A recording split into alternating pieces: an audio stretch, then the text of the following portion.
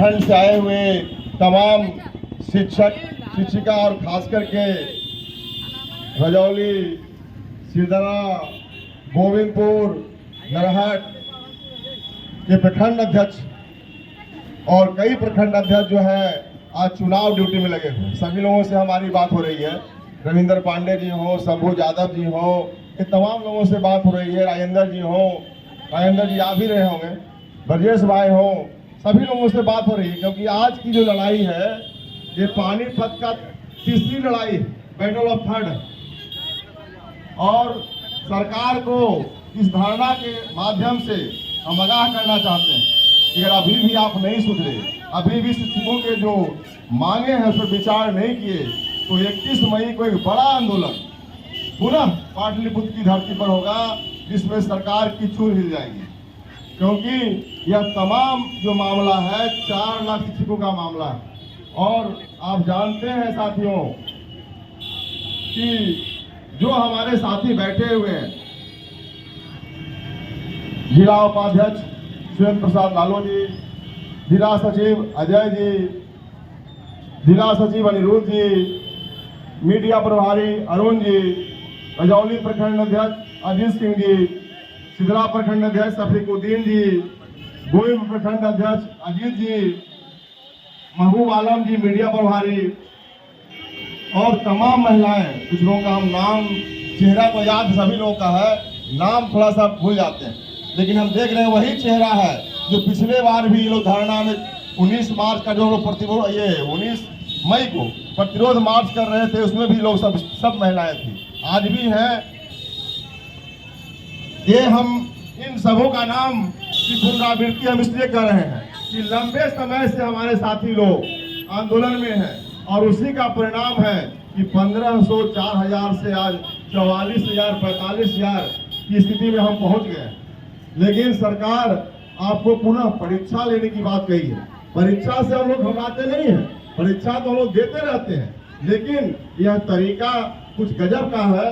क्योंकि हर एक विभाग का विभागीय परीक्षा होता है, चाहे वो यूपीएससी से आते हो, बीपीएससी से आते हो, और शिक्षक का जिस माध्यम से आपने चयन किया, वो चाहे टेट का मामला हो, चाहे दस्ता परीक्षा का मामला हो, यह तमाम जो परीक्षाएं हैं लोग देकर पास करके ही नौकरी कर रहे हैं।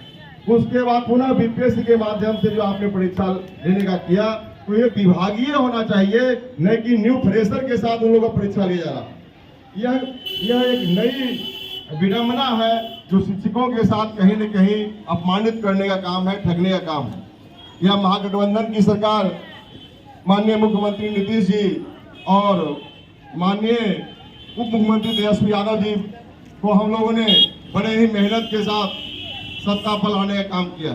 शिक्षकों की एक बड़ी उम्मीद उनसे लगाए हुए, आज भी उम्मीद है कि सरकार इस धरना के बाद भी हम लोग की बात मानने के लिए विवश हो जाएगी। यह मुझे पूर्ण विश्वास है, क्योंकि बीच में सरकार का कुछ ये आ रहा है कि कुछ रास्ता निकाला जाएगा, लेकिन रास्ता तो निकालना ही होगा, और रास्ता निकालने पर ही शिक्षकों का और सरकार की भलाई है। क्योंकि जो शिक्षक लगे हुए थे पढ़ाने में, लिखाने में, आज धरना स्थल पर एक तपती हुई गर्मी जो 44 डिग्री 42 डिग्री का टेम्परेचर है, उसमें हमारे शिक्षक लोग धरना स्थल पर बैठने के लिए मजबूर हो गए।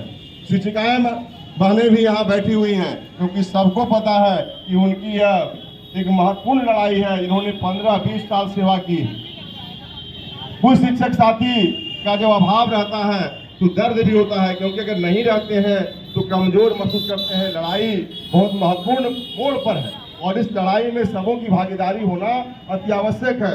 आप याद कीजिए 2013 में, 15 में, 17 में सभी लोग बैठे हुए हैं। 13 की लड़ाई जो हुआ उसमें भी सरकार के साथ हम लोग ने दोनों हाथ पटना में करने का काम किए, और उसके बाद 6,000 से 9,000 हुआ था। 15 में आप देखते होंगे वह लड़ाई जो हुआ, सरकार को वार्ता करने के लिए विवश होना पड़ा, और 9,000 से आपको वेतनमान के रूप में ग्रेड पे में 18,000 हुआ। और पुनः 17 का जो आंदोलन हुआ, 17 के आंदोलन में सरकार कर रही थी कि 7वां वेतन का लाभ नहीं देंगे, लेकिन आप देखते उसका भी लाभ लोगों को मिला, और 13 जनवरी को उसका लाभ मिला था। तो आज सरकार क्यों बातें नहीं मानेगी? तो बात को मानना ही है, सरकार को हम लोग विवश करेंगे। हमारे पास बहुत सारे महत्वपूर्ण वक्ता भी यहाँ बैठे हुए हैं, सभी लोगों से हम उनसे कुछ न कुछ बात रखवाएंगे और उसके फिर सारे बिंदु को भी हम लोग रखने का काम करेंगे कि किस तरह से हमें कार्यक्रम करना है, लड़ाई को आगे बढ़ाना। यह बहुत महत्वपूर्ण विषय है जो आज धरना स्थल पर आए। अब हम सबसे पहले हम रजौली के मीडिया प्रभारी महबूब आलम जी को ही हम कमान देते हैं कि अपनी बात को जरा मजबूती के साथ रखने का काम करें। उसके बाद हमारे गोविंदपुर प्रखंड अध्यक्ष भाई अजीत राउत जी अपनी बात रखेंगे। भाई महबूब आलम जी अपनी भावना को रखने का काम करेंगे। महबूब आलम जी।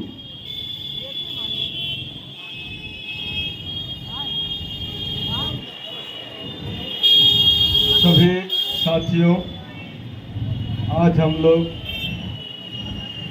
जितने भी धरना प्रदर्शन में नवादा जिला से बिहार राज्य प्रारंभिक शिक्षक संघ के सदस्यगण, शिक्षक शिक्षिकाएं पहुंचे हुए हैं, सभी को हम हार्दिक अभिनंदन करते हैं। मैं रजौली से हूँ, महफूज आलम। दोस्तों, हर बार की तरह ये तो सत्य है कि आंदोलन और ये जो लड़ाइयाँ लड़ी जा रही है, और अभी जैसे कि जिला अध्यक्ष रामजी बाबू ने बताए कि कब कब आंदोलन के साइड इफेक्ट क्या क्या हुआ, जिसका लाभ हम लोग ले रहे हैं। और ये लगता है कि अब हम लोग का आखिरी लड़ाई है और इस लड़ाई में रिजल्ट आना भी सुनिश्चित होना है। तो ये लड़ाई सबसे पहले तो ये सोचना है कि हम लोग जो लड़ाई लड़ रहे हैं सरकार से, ये खुद के लिए लड़ाई लड़ रहे हैं। हम लोग अपने कार्यस्थल पर, विद्यालय में बच्चों का भविष्य सुधारते हैं, भारत का निर्माण करते हैं, भारत के निर्माता हैं। और इस तरह से हम लोग के साथ सरकार के द्वारा जो बिहेव किया जा रहा है, ये जनता को भी गुमराह कर रही है सरकार, और हम लोग के साथ भी उत्पीड़न का बर्ताव कर रही है। ये चलने वाला नहीं है।